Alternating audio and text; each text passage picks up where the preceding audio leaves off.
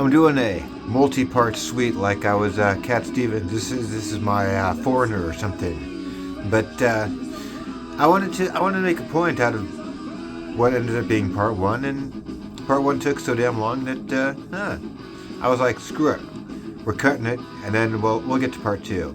But first, roll me. Say my name. Jam, but you just become best friends. Yep. I love the poorly educated. Got one. Come on in. Come on. Don't let Phil scare you. I know.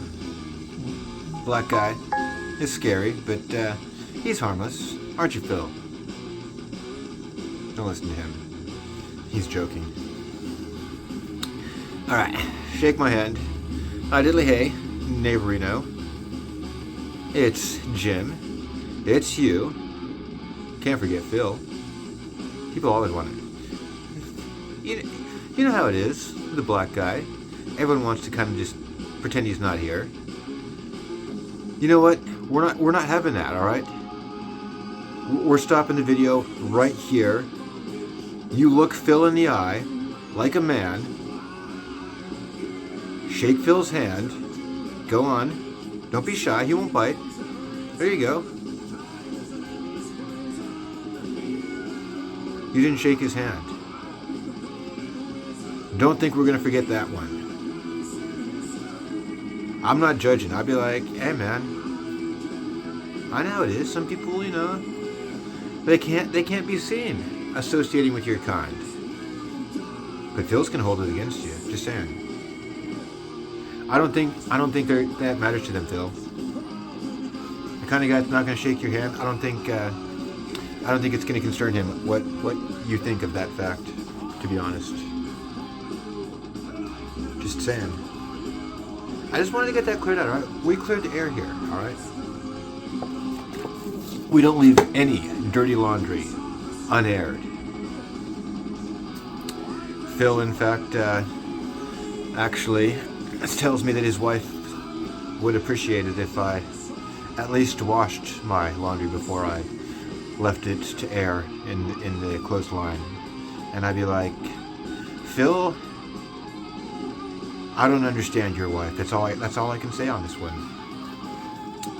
I want to start this video off with our kind of a random segment, but I feel like I can tie this in somehow a little later on, and hopefully I'll remember that I meant to do it, and this won't just be a random addition. But let's do a quick collection update. That's like the clickbait shit, right? That's what everyone does, right? They're like, but I saw this video. And mind you, I didn't see this video. I just saw that the video was out there. I scanned past it like I don't give a fuck. But it was on the topic of CDs are back. And the title was like, are CDs back? Or here's why CDs are back. Or some shit like that, right? Some clickbait shit. I'll be like, all that's going to do is make me feel old. Here's some kid going to be like, the ancient artifact known as the compact disc used by the elders of the millennial generation. I'll be like, oh, god damn it,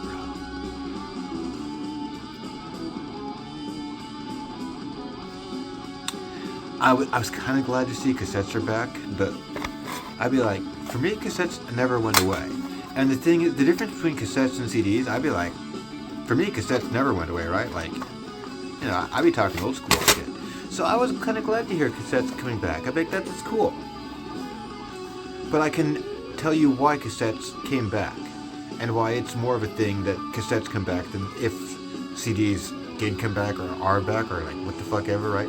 Because you got a cassette player from any generation. Not necessarily the plastic portable ones, but you got like at least a Panasonic like deck of a cassette player, much less like a stereo mounted one. That shit works in perpetuity, am I wrong? Cassette players will go for decades. This shit will last centuries. CD player, much shorter shelf life. It's been probably about a decade since I just ran out of CD players. And we'll get to that, in fact. What happens when you can't... But I'd be like, can Sony seriously not just make new Discmans? would no one else besides me buy one? I'd be like, I would buy more than one Sony Discman if they were making them new. Because I know, I'd be like, they don't last forever. Especially when you don't treat them that well, right? But I look up a Discman now and I'd be like, who's making them, right? Like Kobe? You think I can't smell Emerson when I see it? Come on, dude. Come on. But CDs are apparently back, and I'd be like, I didn't realize they were gone. I thought they were always just kind of at least. People talk about vinyl. I heard vinyl is back like so many times over a period of years. It only was gone for like probably about 5 or 7 years anyways, really. As like, there was a moment in time where they straight weren't pressing any vinyl, but that didn't last very long at all. That was less than a decade. Because vinyl's always coming back. But CDs are back now, right? So I'll be like, well, shit. Let me really quick run through some of the CDs that I bought in the last 2 years. I can date it to the last 2 years because 2 years ago I transferred all of my shit, and around that time I noticed that I'd lost all of my CD cases that I'd bought in the last previous some years. And so, yeah. Because I just lose pretty much everything in cycles over the years, so I got the CD books, right? But on balance, I'd be like, you can't take it with you when you go, and me, I apparently can't take it with me while I go, so what the fuck ever, right? But this is what I got right at the moment. Check this one out. Ackercockage, the Goat of Mendez album. This was a repress from 2015, apparently. And what do we got here? This was a find, I must say. This is Bestial Raids, and the album is called Primeval Damnation, and we used it for a video recently, I do believe. Whichever one had an especially murky sound going underneath it. I don't remember which one it would have been, but I was quite tickled with this release, I must say. One of those things where I couldn't tell anything about it, and I was like, take a gamble. Paid off. I bought this used. This is Traced in Air. And this one was just a simple case of, am I going to spend $7 on some cheap plastic shit for my kids to entertain themselves with?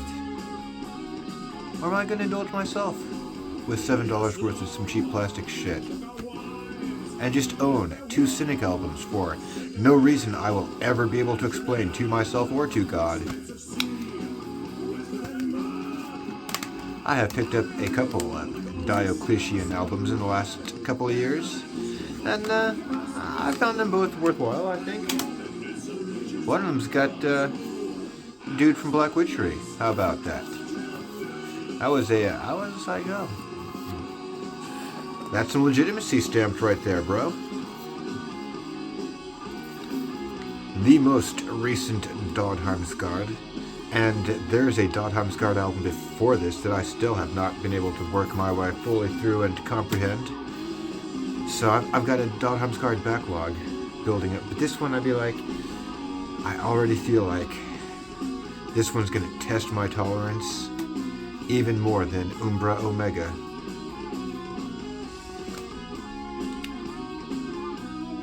I indulge them a lot, but they do test my tolerance, I must say. So, you may have heard me kvetch about a band or two that cock-blocked the Dempster on the shorts, but you know what? This one, I'd be like, I praised this super highly. It came out right around the time the New Mayhem did, and I was like, yo, you should absolutely obtain for yourself a copy of this fucking album. Or at the very least, just listen to this album. And disregard the fact that the band is named Ensanguinate, right? Like, don't mind that. Ignore that fact. Listen to the album and see if I'm wrong. And they were like, yeah, you know what?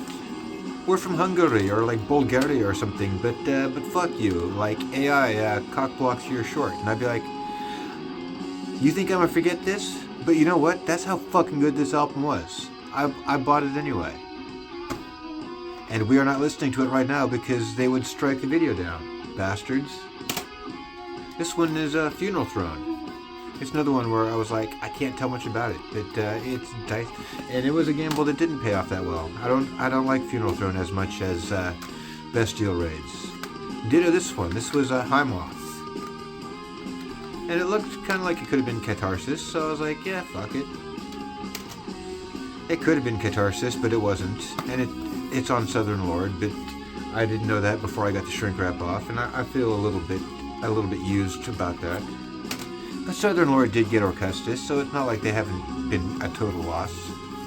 Speaking of that total loss, there was the most recent Krieg. And did I talk about how CD players, like portable CD players, just aren't available in thrift stores anymore? For me, circa like 2016 even. So I bought this CD, and I took it home, and the first thing I did was I got on YouTube and I listened to the album on YouTube. Because that's where we are with music these days, right?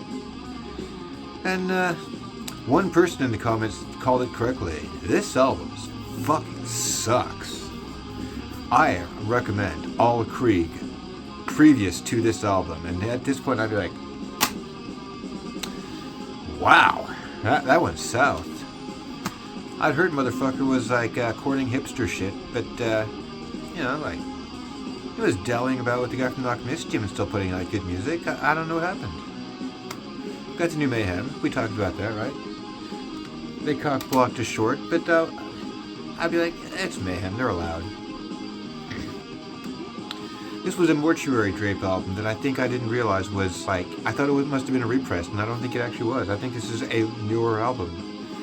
And I feel used. I'm a little violated. I'd be like, I wish I could have gotten an album from when you would have been a little more relevant. On which note, here's a more recent Primordial, the most recent Primordial. Did I mention a backlog with Dodheimsgard? So, I quite enjoyed Gathering Wilderness, and To the Nameless Dead, and Puritan's Hand. And then the one after that, I'd be like, this one's a challenge. I got to sit with this one. And then there was one after that. And now there's one after that. And now we're talking like a dozen years too, because these guys don't rush them out. But I'm going to preemptively say I'm deeply impressed with this, and yeah, that's all I got right now. Shit takes time with Primordial. You don't listen to Primordial. You sit there and let it talk to you. And after a long time, you start to realize, like, oh, it makes sense. But it doesn't happen quick. I got this one. This is this band Seth from France. And I got this because I have another album by this band Seth, which we'll talk about it in a second.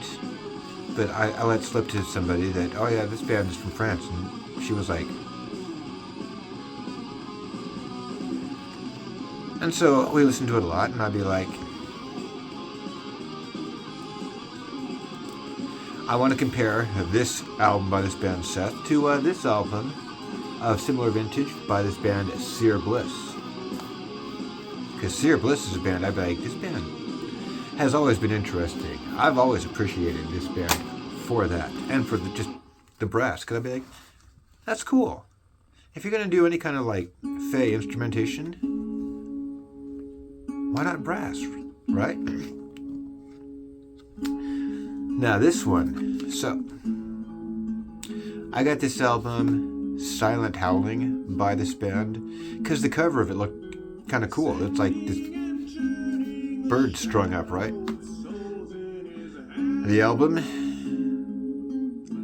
is very well crafted and bereft of any sense of like danger or like actual black. The Beatles album Rubber Soul was a play on the term plastic soul. And this band is a good example of plastic soul in black metal, right? Like, it's plastic black. But not like the old school vintage plastic of like Dark Funeral.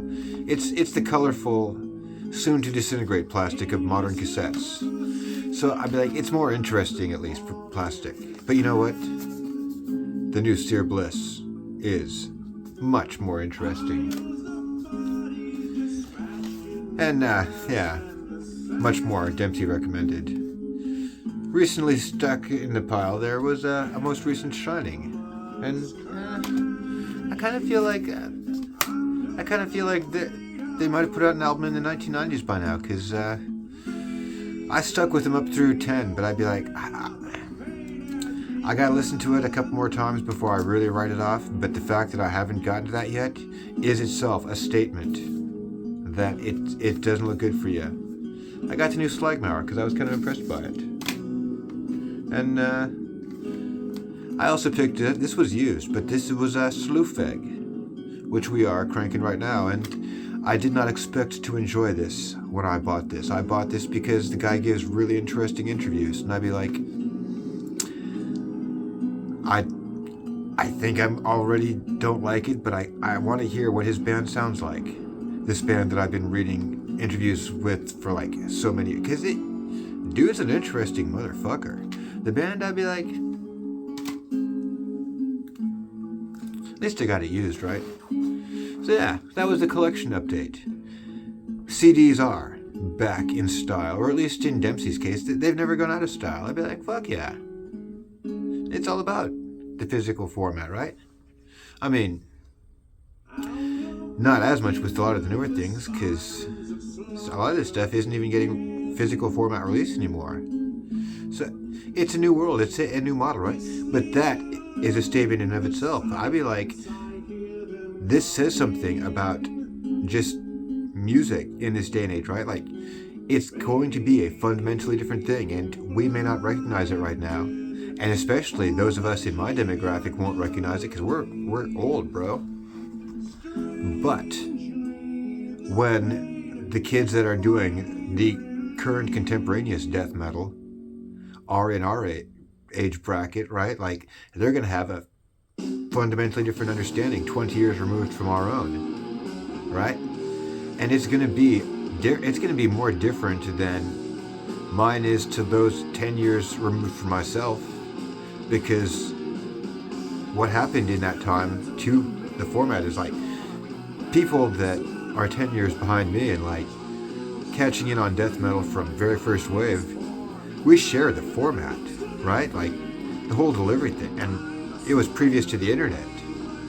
So just, there's a very fundamental shift in all of this. And AI is going to, of course, dramatically interrupt all of that. So there's all of these attendant ramifications. Just pretty much what I'm getting at here with all of this. That's kind of a fundamental point. It's like, what we think of as our thing is a past tense thing. And we can all like make fun of Rick Beato or Matt Walsh for being like, oh yeah, rock is dead or what have you. But even in our niche, whatever we were doing, like, that is a past tense thing, right? It's going to be a very different thing in just a couple of years. And I should really have done a little research into this just to verify because I'd be like, these bands that are big now, the Sanguis Sugar Bog, the Blood Incantation, etc., I assume those guys are all like well into their 30s, right? I just think those guys are from the same demographic as us, right? There's no fucking way they're all like little kids doing death metal. There's no like Hanson or Decapitated right now in death metal, is there? Certainly not like on a big level. I'd imagine like there's probably a couple out there doing it on the YouTube channel, but from what I've seen, they tend to favor specialty little sub-niche genres, right? Because that's the thing.